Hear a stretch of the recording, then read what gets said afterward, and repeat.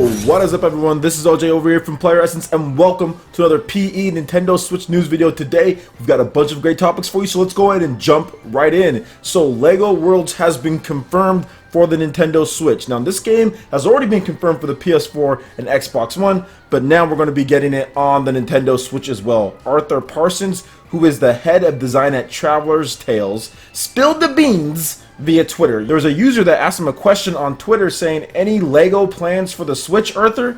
Then Arthur responded with, "Currently we have announced that we are planning to release LEGO City and LEGO Worlds on Switch." So LEGO Worlds is a sandbox style game. It's kind of like Minecraft.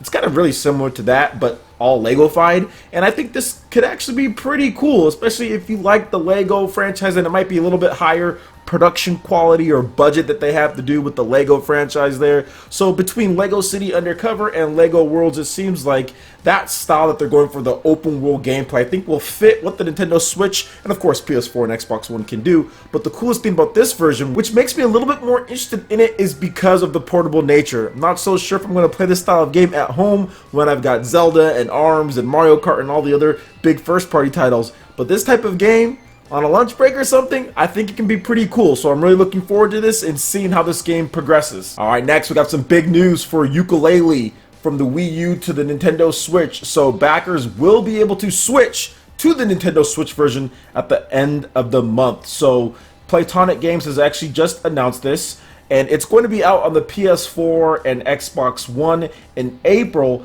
but we do know that the Nintendo Switch version is probably going to be a little bit after that. Now, you can actually go and transfer over from the Wii U version to the Nintendo Switch version by the end of the month, and you can do that on their website there. I'll have links in the description below. But this game, Yooka-Laylee, seriously, like, it's looking pretty good. I like the fact that they're going to have local multiplayer options, and once again, I hate to bring up the whole portability factor, but the portability factor for this game particularly is something that's like music to my ears, because I'm not so sure if I'm going to play it too much at home other than like live streams or something, but on a lunch break, I think it could be a fun game to play, and overall just looks amazing. And I think the graphical capabilities that we're going to be able to get on the Nintendo Switch over the Wii U version, in addition just to everything that the Nintendo Switch offers, I just think that it was the right call. This one's probably going to be more closer to the PS4 and Xbox One version than we saw with the Wii U version. I know they said that there was technical issues. That's the reason why the Wii U version was canceled. But whatever the case is, it's done. And I think the Nintendo Switch version is going to be awesome. I think it's just going to have a better tool set for them to work with, and it's going to be more on par than what we'd see on the other consoles. So for all you backers out there that did that, get ready, because you'll be able to switch it over by the end of the month. And moving on to the next bit of news here, Square Enix has confirmed that I Am Setsuna will be coming to the Nintendo Switch at launch in North America and in Europe, in addition to Japan, which they've already announced here. So the Nintendo Switch is kind of compiling a few more launch titles, and I do feel that, once again, it's very important to have a nice balance of games. I do think there is a lot of games that could be available for launch for this system, but one thing you don't want to do, and I've said this before and I'll say it again, you don't want to have a Wii U situation. 34 games at launch, just a ton of stuff just thrown at everyone, and there was no way everyone was going to be able to buy everything. So what happened? Some games sold really well, and a lot of games sold bad, because $350 Wii U plus $50, $60 games, yeah, that's like $500, $400 people were spending. There just wasn't enough money for everyone there. So I think it's really strategic what they're doing here. The Legend of Zelda is a massive game. That game is going to get a lot of the publicity. As far as the launch lineup goes, many people are going to be buying that game. It's going to have a crazy attach ratio.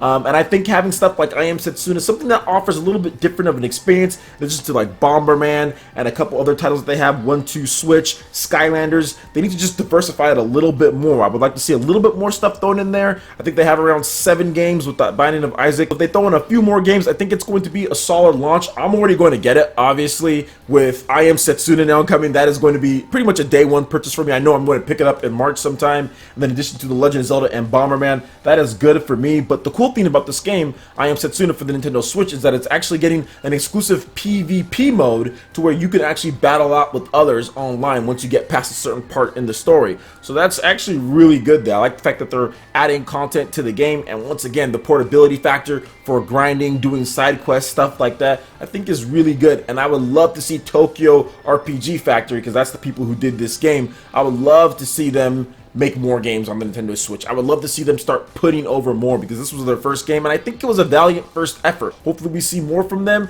and hopefully we see a lot of support coming to the Nintendo Switch in the future. Alright, and moving on to the last story here, we're going to be talking about some Amazon bestsellers. We're bringing it back, guys. So this is actually updated. This is North American, and it's updated pretty much hourly on there. And just so you can kind of gauge and track what's going on as far as Amazon. Remember, Amazon is easily the biggest online retailer in the world. They're actually bigger than like Best Buy, Macy's, and like multiple other bigger department stores all combined as far as their net worth and what they do. Amazon is huge. So looking at what is trending on Amazon in terms of sales is actually a good indicator if something is doing right, believe it or not.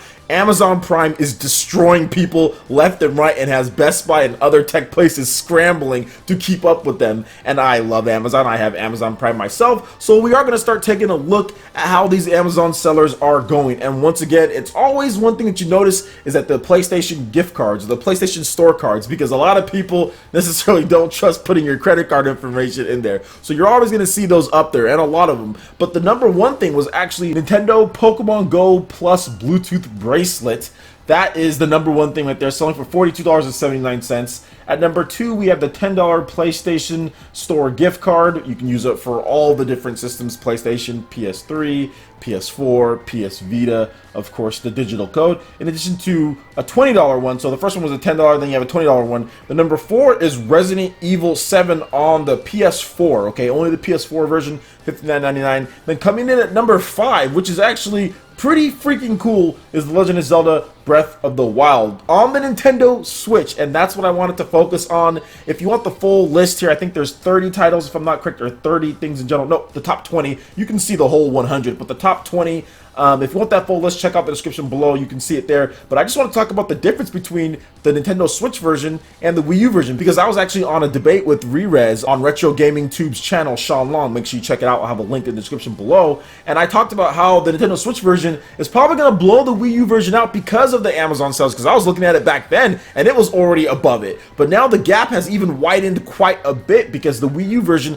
is actually at 16th place as far as The Legend of Zelda Breath of the Wild, while the Nintendo Switch version is, like I said, at 5th place. So double-digit lead there for the Nintendo Switch version, and that doesn't even count like the special editions or anything like that.